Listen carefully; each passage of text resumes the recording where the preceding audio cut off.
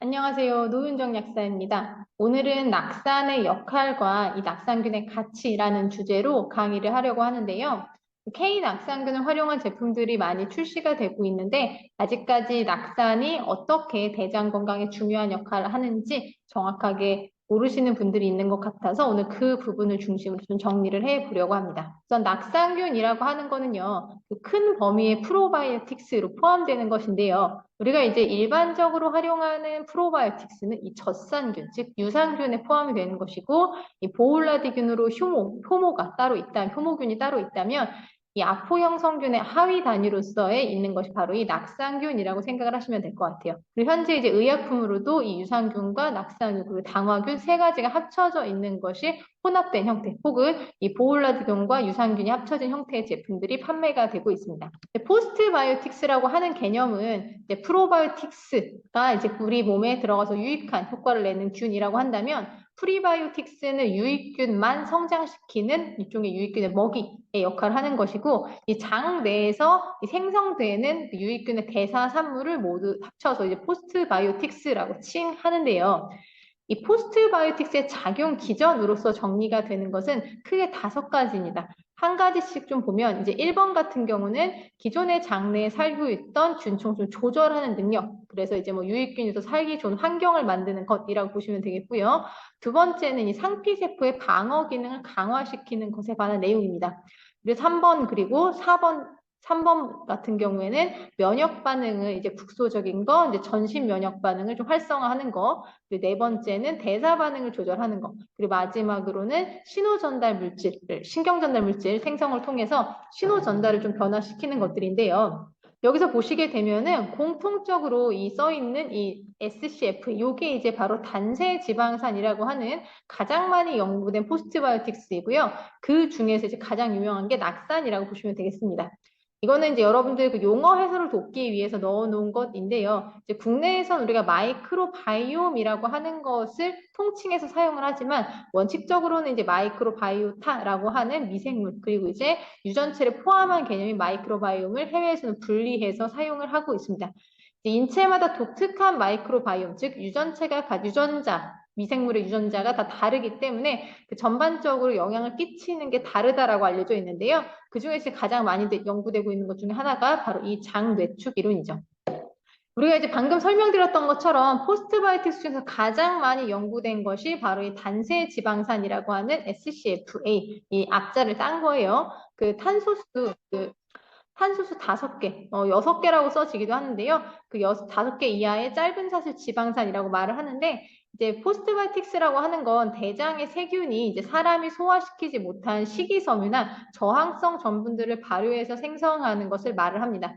주요하게 생성되는 단세지방산은 아세트산, 프로피온산, 부티르산, 즉 우리말로 이제 낙산이라고 해요. 부티르산을 이 세 가지인데, 이 낙산 같은 경우에만 거의 대부분이 대장에서 즉각적으로 흡수해서 대장세포의 에너지원으로 활용이 되고요. 이 2가지 같은 경우는 전신순환을 통해서 생리적 기능을 조절하는 데 참여한다고 알려져 있습니다. 우리가 이제 주요하게 볼 것은 바로 이 낙산이죠. 이 낙산이라고 하는 것 또한 전신의 생리적 기능을 조절하는 데 영향을 주기는 합니다만, 주요하게는 대장세포에서 직접적으로 활용이 되면서 대장세포 건강에 중요한 역할을 하는데요. 그러면 이 대장세포의 에너지원으로 활용된다는 어떤 개념으로 이해를 하면 되냐? 바로 여기 표시해 놓은 것처럼 장 상피세포의 손상이나 회복이 제대로 이루어진다라는 것. 그래서 이 튼튼한 장 점막의 방어 기전이 유지되는데 너무 중요하다라는 것을 생각해 주시면 되겠습니다. 이것을 좀 잘 정리해 놓은 논문이 하나가 있어서 거기에서 주목된 낙산의 역할을 설명드려 보려고 하는데요. 이거 같은 경우에는 이제 대장 직장암 수술 후에 그 회복 과정에서의 낙산의 역할에 대해서 정리해 놓은 것입니다. 우선 가장 첫 번째는요, 대장의 생리적인 기능을 유지하는 것입니다. 앞서 계속 설명드렸듯이 대장 상피세포의 에너지원의 거의 70%로 활용이 되고 있기 때문에 이 에너지원을 만들어낸다라고 하는 건 그 대장의 상피세포가 재생될 수 있는 기능이 적절하게 이루어진다라는 것을 포함하는 개념입니다. 그래서 단세지방산이 만일 부족했을 경우에는요, 염증으로의 손상된 회복, 그 세포가 잘 회복되지 않거나 그 세포 증식이 잘 되지 않으면서 그 점막의 두께 같은 데도 영향을 줄 수밖에 없습니다. 그래서 전반적인 대장의 생리적 기능이 정상적으로 유지되기 위한 기본이 바로 낙산을 증가시키는 것이라고 설명을 하고 있습니다. 그리고 두 번째는 이제 장의 방어벽을 유지하는 건데요. 그림으로 좀 설명을 드리면은요. 지금 보시는 것처럼 장세포가 이렇게 하나하나 벽돌들이 연결되어 있는 모양새인데요. 이 틈새를 단단하게 유지하는 단백질이 있습니다. 이걸 이제 우리가 밀착결합 단백질이라고 부르는데 이 밀착결합 단백질 또한 체내에서 생성이 되려면 어느 곳에 이것을 만드는 유전자가 기록되어 있어야 합니다. 그것을 바로 가지고 있도록 더 많이 활성화시키는 것이 낙산의 역할로 알려져 있습니다. 쉽게 말해서 낙산이 부족해졌을 경우에는 이 밀착결합 단백질을 만들어내는 유익균들이 줄어들면서 밀착결합 단백질이 덜 생성되는 것으로 알려져 있고요. 그리고 또 하나는 여기 이제 대장세포 위에 보면 점액층이 두껍게 형성되어 있는데요. 이 점액층 또한 점액이 만들어지면서 같이 형성이 되는 부분이다 보니까 이 점액이 더 잘 생성될 수 있는 명령어 또한 유익균들이 가지고 있는 것으로 보고 있습니다. 그래서 실제 낙산이 부족해졌을 경우에는 이 점액층을 생성하는 점액층 생성을 자극하는 유전자가 덜 활성화가 되면서 점액층이 얇아지게 되고 그로 인해서 유해균의 침투가 더 쉬워지는 과정 그리고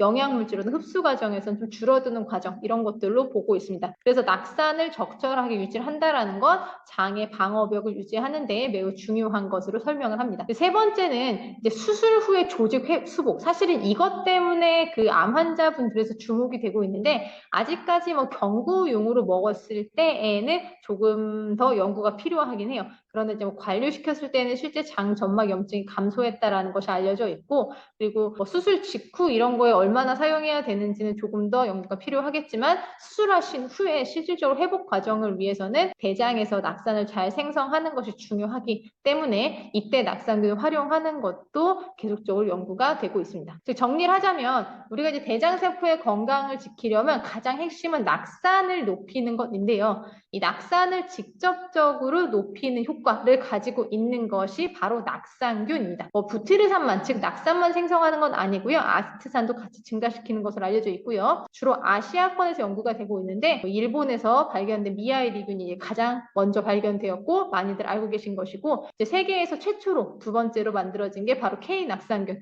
중국에도 지금 낙산균이 있는 것으로 나오고 있기는 한데 정확한 균주 번호나 이런 것들까지 확인이 되진 않더라고요. 우리가 낙산균을 이제 강한 균이라고 말하는 이유는 바로 이런 부분 때문인데요. 자연 캡슐인 아포를 형성해서 이 균이 위산이나 담즙산, 소화효소 그리고 항생제까지도 영향을 받지 않고 대장까지 바로 이렇게 도착을 해서 거기서 활성화됨으로써 자기 기능을 나타내기 때문입니다. 이제 아포의 개념도로 설명을 하는 건 약간 이런 건데요. 단순히 한 겹이 아니라 이런 식으로 자기를 좀 보호하기 위한 균 자체를 보호하기 위해서 여러 겹으로 자연 캡슐이 형성하는 것으로 알려져 있습니다. 이거는 얼마 전에 뉴스에 나왔던 거죠. 세계 두 번째에서 낙산균 양상을 성공했다라는 것이 바로 지금 우리가 설명하고 있는 K낙산균에 대한 내용이고요. 특허 내용을 잠깐 살펴보시게 되면 일단은 한국인 성인과 유아의 분변에서 분리된 균주이고요. 두 가지인데 지금 상용화돼서 제품이 활용되고 있는 거는 이 균주라고 보시면 되겠습니다. 세포 및 동물 실험에서 뭐 소화에서 견디는 능력이나 이 바이러스 항균 활성 그리고 면역 증진 효과 그리고 또 하나 이 낙산균을 먹는다고 해서 낙산균만 자라는 건 아니에요. 뭐 일반 프로바이오틱스 마찬가지지만 장내 환경이 유익균이 살기 좋은 환경으로 개선이 되면서 전반적으로 다른 유익균이 늘어나는 데에도 도움을 줄 수가 있습니다. 그래서 낙산 같은 경우는 우리가 프로바이오틱스를 먹는 것도 결국에는 이 장 내에서 낙산을 증가시킴으로써 대장 건강과 전반적인 생리적 기능을 향상을 시키는 것인데요. 그러려면은 뭐 차라리 일반 프로바이오틱스 먹는 것보다는 낙산을 직접 생성시킬 수 있는 낙산균을 먹는 게 더 유익하지 않겠냐라는 방향으로서 연구가 활용되고 있다고 생각하시면 될 것 같아요. 특히 이제 뭐 다음 강의부터는 질환별로 하나씩 살펴볼 텐데요.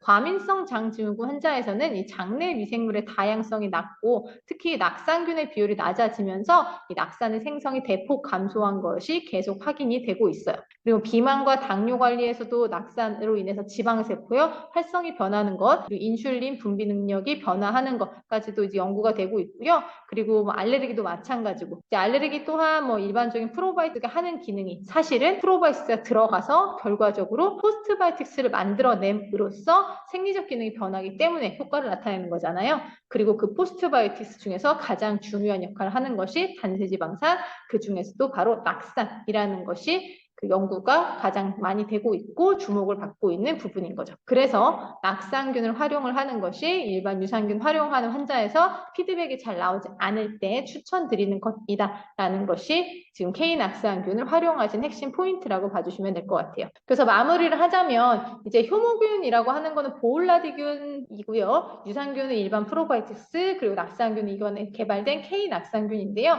여기 지금 보시는 것처럼 생존 능력에 있어서는 유산균은 사실상 코팅, 일종의 코팅 기술을 가지고 있어야만 그 소화요새 견뎌서 살아나갈 수 있는 능력이 있다라는 거, 그리고 이제 낙상균이나 유산균은 장내에 존재하고 있다라는 거, 보울라디 자체는 존재하지 않습니다. 그렇지만 이제 보울라디 같은 경우에는 들어가서 유해균을 직접 배출하는 능력을 가지고 있기 때문에 이 작용으로 인해서 유해균이 살기 좋게 환경을 변화시키는 것이라고 보시면 돼요. 근데 이 세 가지 중에서 낙산을 강하게 생산하는 능력이 있는 것은 바로 낙산균입니다. 물론 유산균, 효모균을 먹어도 낙산이 증가하긴 할 거예요. 왜? 장내 환경이 개선이 되니까. 그러나 어느 정도의 낙산이 증가할 것인지, 그리고 모든 사람에게 있어 충분한 낙산이 증가할 것인지는 약간 미지수인 부분이라고 보시면 될 것 같아요. 그래서 유산균마다 먹었을 때 반응의 차이가 나타나는 것도 그것 때문인 거죠.